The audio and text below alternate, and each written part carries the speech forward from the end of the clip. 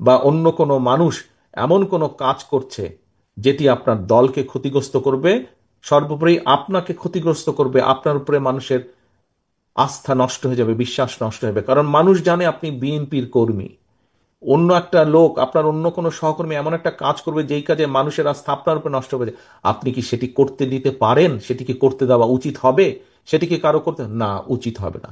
যদি সেটি হয়, তাহলে কেন আমাদের এত লক্ষ লক্ষ নেতাকর্মী এই অত্যাচার নির্যাতনের শিকার হলো?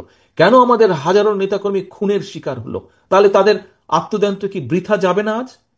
আমরা যদি এসব অ্যালাউ করি কাউকে, যে যাতে দলের ক্ষতি হবে, তাহলে কেন আমরা অ্যালাউ করব?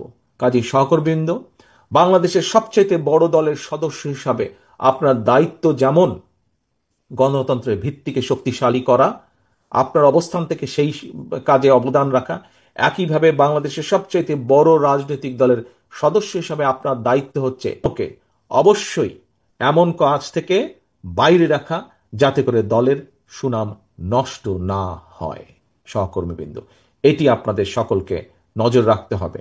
এই দায়িত্ব আজকে আমি, এই পবিত্র দায়িত্ব আপনাদের এখানে উপস্থিত প্রত্যেকটি সহকর্মীকে আজকে এটা দিয়ে যাই, দায়িত্ব দিয়ে এখান থেকে যেতে চাই। এই দায়িত্ব আপনার, আমাদের, আমাদের সকলের, আপনার আমার আমাদের সকলের এই দায়িত্ব। দলের সুনামকে যে কোনো মূল্যে, যে কোনো মূল্যে আমাদেরকে দলের সুনামকে ধরে রাখতে হবে। যারা সুনাম নষ্ট করে তাদেরকে কোনো রকম প্রশ্রয় দেওয়া যাবে না। প্রিয় সহকর্মীবৃন্দ, আরেকটি বিষয়, বড় দলের কর্মী হিসাবে, বড় দলের সদস্য হিসাবে, বড় দল হিসাবে আমাদের আরেকটি গুরুত্বপূর্ণ দায়িত্ব আছে। মানুষ আমাদের কাছে প্রত্যাশা করে। আপনাদের নিশ্চয়ই মনে আছে, বেশি দিন আগের কথা না, স্বৈরাচার কিন্তু 3 দিন কোনো সরকার ছিল না, বলতে গেলে কোথাও সরকার ছিল না। কিন্তু সেই সময় দেশের আইন শৃঙ্খলা হোক, এবং তার কয়েকদিন পরে আমাদের হিন্দু সমাজের সম্প্রদায়ের তাদের পবিত্র একটি ধর্মীয় অনুষ্ঠান উদযাপিত হয়েছিল, পূজা উদযাপিত হয়েছিল। এবং তখন আপনারা প্রত্যেকটি মানুষ, বিএনপির প্রত্যেকটি নেতাকর্মী, আপনারা, আমরা কেন্দ্র থেকে নির্দেশ দিয়েছিলাম, কিন্তু আপনারা প্রত্যেকে পরিশ্রম করে সেদিন আপনারা আইন শৃঙ্খলা বজায় রেখেছিলেন, যাতে কোথাও কেউ কোনো সুযোগ নিয়ে কোনো অকারেন্স করতে না পারে। বিএনপি সারা বাংলাদেশে, মনে আছে নিশ্চয়ই আপনাদের এই ঘটনাটি, মনে আছে আপনাদের। কাজেই ওই যে 3 দিন সরকার ছিল না, তখনও আপনাদেরকে আমরা নির্দেশ পাঠিয়েছিলাম যে প্রত্যেক জায়গায় আপনাদেরকে জনগণের সাথে থাকতে হবে, জনগণের জানমালের ক্ষতি যাতে কেউ করতে না পারে সেই দায়িত্ব আপনাদের সকলকে নিতে হবে। এবং আপনারা সজাগ থেকেছিলেন, সতর্ক থেকেছিলেন। ফলে যখন কোনো দেশে সরকার ছিল না, যখন কোনো কিছু কাজ করছিল না, বিএনপির নেতাকর্মীরাই কিন্তু সেদিন দেশকে ধরে রেখেছিল, দেশের আইন শৃঙ্খলা পরিস্থিতিকে ধরে। আপনাদের সেই দায়িত্ব আজও শেষ হয়ে যায়নি, আজকেও আপনাদের দায়িত্ব আছে। তবে এখন যেহেতু অন্তর্বর্তীকালীন সরকার আছে, এখন যেহেতু সরকার চেষ্টা করছে সবকিছু আবার নর্মাল ভাবে চালানোর জন্য, আমাদের বড় দল হিসেবে অন্যতম প্রধান দায়িত্ব হচ্ছে আপনার এলাকার যে প্রশাসন আছে, সেই প্রশাসন যখন সহযোগিতা চাইবে এলাকার আইন শৃঙ্খলা রক্ষার জন্য, এলাকার মানুষের শান্তি শৃঙ্খলা রক্ষার জন্য, বিএনপি হিসাবে, বিএনপি নেতা হিসাবে, বিএনপির কর্মী হিসাবে আপনাদেরকে সেই সহযোগিতা দিতে হবে।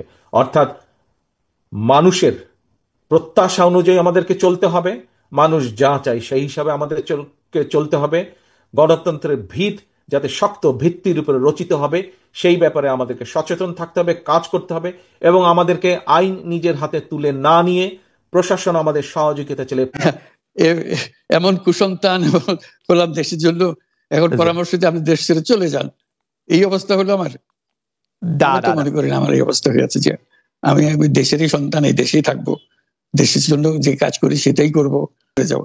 আমাকে বিভিন্ন দেশ থেকে আহ্বান জানাই, আমি কেন ওখানে দেশে থাকছেন। আজকেও একটা নতুন দেশ থেকে আহ্বান পেলাম, বলে আমরা সব ব্যবস্থা করে দেবো। এটা আর একটা নতুন দেশ যোগ হলো আছি। কিন্তু আপনি আপনি বাংলাদেশেই থাকতে চান, এবং আমাদের কাছে যেটি, মানে আমরা সাংবাদিক হিসেবে আপনাকে প্রশ্ন করতেই হয়, আপনি দেখেছেন যে আপনার প্রতিষ্ঠিত গ্রামীণ ব্যাংকের একটি সংবাদ সম্মেলন হয়েছে, সেই গ্রামীণ ব্যাংকের সংবাদ সম্মেলন থেকে আপনার বিরুদ্ধে যে অভিযোগ করা হয়েছে, সেই অভিযোগ মানি লন্ডারিং এর। সেই অভিযোগের ক্ষেত্রে বলা হয়েছে, আমি সবচেয়ে ডাকু বাংলাদেশে, সবচেয়ে বড় ডাকাত এদেশে, কাজে সেই হিসাবে সবাইকে জানান দেওয়া হচ্ছে, সেই হিসাবে আমি পরিচিত হয়েছি। আমি সবচেয়ে বড় ডাকাত, আমি সবচেয়ে সাংঘাতিক মানুষ, যে দেশের সর্বনাশ করে যাচ্ছি, সেইভাবে পরিচিত হয়েছি। দিচ্ছে আমার। আপনি আমাদের একটু বলবেন যে আপনি বাংলাদেশের জন্য বা আপনার পরবর্তী লক্ষ্যগুলি কি, সারা পৃথিবীর জন্য আপনি কি করতে চান বা কেমন দুনিয়া চান বা কেমন বাংলাদেশ চান, সেটা আপনার কি লক্ষ্য এই মুহূর্তে? ওই যে বললাম যে এটাই হলো আমাদের স্বপ্নের বীজতলা, যে আমাদের স্বপ্নগুলো একটা একটা আসে, একটা নতুন আইডিয়া আসে, সেটা একটা বীজতলা। এটা আমরা ট্রাই করে দেখি, একটা ছোট আকারে করি, এটা সফল হলে আর একটু বড় আকারে করি। এটা বাংলাদেশি করে একবার সফল হলে সারা দুনিয়া এটা লুফে নেয় দেওয়ার জন্য, সারা দুনিয়ার লোক এখানে আসে, আমাদের লোককে নিয়ে যায়, সেভাবে কাজকর্ম করছি। এটা আমরা একটা থাকছি বাংলাদেশে, করছি বাংলাদেশে, কিন্তু সারা দুনিয়ার লক্ষ্য আমাদের দিকে, আমরা কি করছি, কি চিন্তা করছি, কিভাবে এগুলো পরিচালনা করছি। এবং তার মধ্যে ব্যাখ্যা হিসেবে যেটা আমরা বারবার বলছি, আমরা একটা নতুন পৃথিবী গড়তে চাই। সেই পৃথিবী হবে 3 শূন্যের পৃথিবী। এটাও বহুবার বলা হয়েছে, তার উপরে বই লিখেছে 3 শূন্যের পৃথিবী কি হবে, যে 0 কার্বন এমিশন, যেহেতু পৃথিবী ধ্বংস হয়ে যাবে এই গ্লোবাল ওয়ার্মিং এর কারণে, একে রক্ষা করতে হলে আমাদের 0 কার্বন এমিশন অ্যাচিভ করতে হবে। কাজে এটা এমন বিশ্ব আমাদের গড়তে হবে যেটা 0 কার্বন এমিশনের বিশ্ব হবে। 0 ওয়েলথ কনসেন্ট্রেশন, আমরা উন্নয়নের কাছে যাই। এটা শুধু বাংলাদেশে না, সারা পৃথিবীর এই অবস্থা, যে টাকার সমস্ত টাকা গুটি হতে মানুষের কাছে চলে যায়। দুনিয়ার যত সম্পদ আছে এই মুহূর্তে, তার 90% যে সম্পদ, এটা হয়তো 5% লোকের কাছে। কাজে 90% 5% লোকের কাছে রয়ে গেল। এবং আগামী দিনে এটার পরিবর্তন অন্যভাবে, 90% জায়গায় এটা 95% হয়ে যাবে, ওই 5% জায়গায় এটা 3% হয়ে যাবে। অর্থাৎ লোকের সংখ্যা কমে যাবে, সম্পদের পরিমাণ তাদের কাছে অনেক বেড়ে যাবে। এটি হলো বর্তমান অর্থনীতির কাঠামো। আমরা বলছি যে এই কাঠামো যতদিন থাকবে এই পৃথিবী টিকতে পারবে না। আর হলো 0 আনএমপ্লয়মেন্ট। বিশেষ করে আমরা যেটা জোর দিয়ে বলি সেটা হলো যে এই যে আর্টিফিশিয়াল ইন্টেলিজেন্স, এটা পৃথিবীকে ধ্বংস করে দেবে। কাজে তার আগে আমাদেরকে ঠিক করতে হবে টেকনোলজিকে আমরা কতদূর নিয়ে যাবো, কোথায় সীমারেখা টানবো, এটা ঠিক করতে হবে। সেই পৃথিবীর নাম দিয়েছি আমরা 3 শূন্যের পৃথিবী, 30 ওয়ার্ল্ড। এই আমরা একটা পৃথিবী গড়তে চাই যেখানে এই যে 0 ওয়েলথ কনসেন্ট আনএমপ্লয়মেন্ট এবং 0 ওয়েলথ আর্টিফিশিয়াল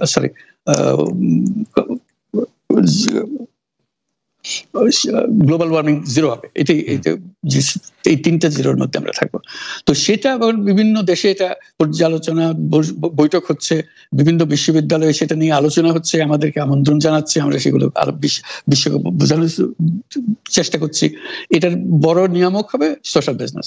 এই সোশ্যাল বিজনেসের মাধ্যমে এগুলো করা যাবে। কারণ সোশ্যাল বিজনেস সঙ্গে আসছে, সোশ্যাল বিজনেস এবং কত জায়গা থেকে কত ভিন্নভাবে এগুলো প্রসার করা হবে, সেটা আমাদের উপর আমাদের দায়িত্ব হয়। আমরা এগুলো ব্যাখ্যা করি, আমাদেরকে বিভিন্ন বিশ্ববিদ্যালয়ের মারফতে হয়।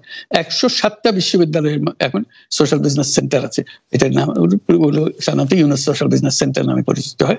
নিত্য নতুন বিশ্ববিদ্যালয়ের সঙ্গে যুক্ত হচ্ছে। সর্বশেষ যেটা কিছুদিন আগে আমরা পত্রিকায় দিয়েছিলাম, যে finance university of Russia, finance university Moscow, তারা বলছে যে আমরা এখানে ইউনুস একটা দায়িত্ব দিব, একটা ইন্টারন্যাশনাল অ্যাডভাইজারি কমিটি আমাদেরকে বানিয়ে দেবেন এবং আপনি সারাক্ষণ এটা তদারকি করবেন। সেটা এই সপ্তাহের মধ্যে আরেকটা বৈঠক হবে, তাদের সঙ্গে জুম মিটিং হবে, যে তারা অগ্রসর হচ্ছে।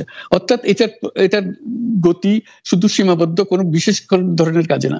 চায়না এটার একটা অগ্রগামী দেশ, যেটাতে সোশ্যাল বিজনেস নিয়ে তারা বহু পরিমাণ মনোযোগ দিচ্ছে। কাজে এইটা দুনিয়ার ডানে বাঁয়ে উত্তর দক্ষিণে সবার কাছে আছে। কাজে সেটাকে আমরা তুলে ধরছি। এটার আমাদের বড় বক্তব্যটা হলো যে বর্তমান যে কাঠামোর উপরে বিশ্ব পরিচালনা হচ্ছে, সেই কাঠামো, সেই বিশ্ব এটা আত্মঘাতী একটা বিশ্ব। এটা নিজেকে বিলুপ্ত করা ছাড়া এটার কোনো গতি নেই, যে পদ্ধতি আমরা এগোচ্ছি। কাজে এই বিলুপ্ত হওয়ার আগে যদি আমরা নতুন কাঠামো করতে পারি, নতুনতা গড়ে তোলার জন্য এই সমস্ত আয়োজন হচ্ছে। সেই কারণেই এই পৃথিবীর এত ইন্টারেস্ট দেখছেন, যে আলোচনা দেখছেন, যে তারাও অনুভব করে যে এটার একটা রাস্তা বের করতে হবে। আমরা একটা রাস্তা বের করেছি, এটা তাদের কাছে সম্পূর্ণ মনে হচ্ছে নাকি আরো এডিশন দরকার হবে, কিন্তু তারা এটার মধ্যে জড়িত হতে চায়, তারা করছে। তার সঙ্গে আমরা 30 ক্লাব, আমরা বলছি যে এটা শুধু মুখে কথা বললে হবে না, এটা কার্যে পরিণত করতে হবে। 5 জন সদস্য নিয়ে ইয়ুথদের মধ্যে প্রচার করার, যুবকদের মধ্যে প্রচার করার জন্য, 12 বছর বয়স থেকে 35 বছর বয়স পর্যন্ত এই বয়সের মধ্যে যে 5 জন মিলে একটা ক্লাব করবে, 30 ক্লাব। তাদের অঙ্গীকার হবে, আমি ব্যক্তিগতভাবে কার্বন এমিশন জিরো করব, আমি ব্যক্তিগতভাবে ওয়েলথ কনসেন্ট্রেশনকে বন্ধ করব, আমি ব্যক্তিগতভাবে আনএমপ্লয়মেন্টকে বন্ধ করব। এটা ব্যক্তিগত, আমি এমন কিছু কাজ করব না যাতে এগুলো প্রসারিত হওয়ার সুযোগ পায়। কাজে 5 জনে প্রত্যেকে এটা যখন সফল করবে, তার এই 5 জন যদি 30% হতে পারে এবং আরো ক্লাব যদি 30% সৃষ্টি করতে পারে, আমাদের বক্তব্য হলো তাহলে আমরা 30 বিশ্ব গড়তে পারবো। কারণ পুরো জিনিসটা সৃষ্টি করছি আমরা নিজেরাই ব্যক্তিগতভাবে। এই যে ওয়েস্ট, আমরা এই যে ওয়েস্ট, প্রচুর ওয়েস্ট, আমরা বর্জ্য, এই বর্জ্যতেই আমরা শেষ হয়ে যাবো। কাজে আমি বর্জ্যের আমি যদি 30 ক্লাব করি, প্রথম কাজ হলো আমি যে জিনিস আমার দরকার নেই সেই জিনিস আমি কিনবো না, কারণ কিনলে